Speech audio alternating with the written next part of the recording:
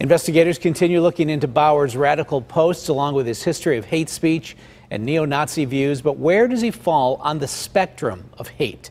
KDKA investigator Andy Sheehan spoke with an expert on anti-Semitic and neo-Nazi groups. What would drive a person to commit mass murder in a peaceful, defenseless synagogue? Was it Robert Bauer's anti-Semitism? Was it his belief in wild conspiracy theories? Someone who's studied hate groups and hate speech in America says it was neither. This is someone who has failed at so many things in life. Political consultant and former investigative reporter Dennis Roddy says Bowers acted not out of any specific ideology, but out of self-hatred and a deep sense of failure. High school dropout, not much of a career, not much in terms of friendships or relationships, no standing in the community.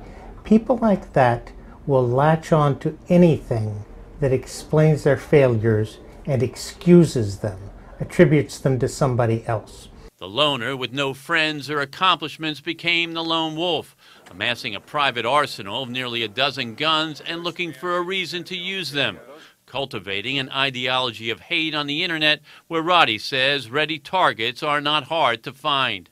Because when you go online, if you want to look for hate speech, count on finding stuff about just a few people, the Jews, black people, and of course now immigrants. On the very far right of the spectrum, Bowers, in a bizarre twist, combined his hatred of Jews with the immigrant caravan from Central America, reposting this picture of a van with the Star of David in the midst of a crowd of refugees. Later in this post, just before the massacre, he claimed that Jews were bringing in so-called invaders to slaughter America. Quote, "Screw your optics, I'm going in." This guy could have latched on to some extreme left ideology. He latched on to a far right ideology.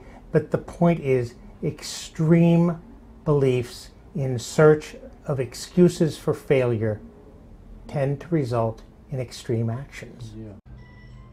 Now, our own reporting on Robert Bowers shows that he was a loner with few, if any, friends and even fewer accomplishments in life, and that if you're looking for someone else to blame, there are plenty of scapegoats on the internet.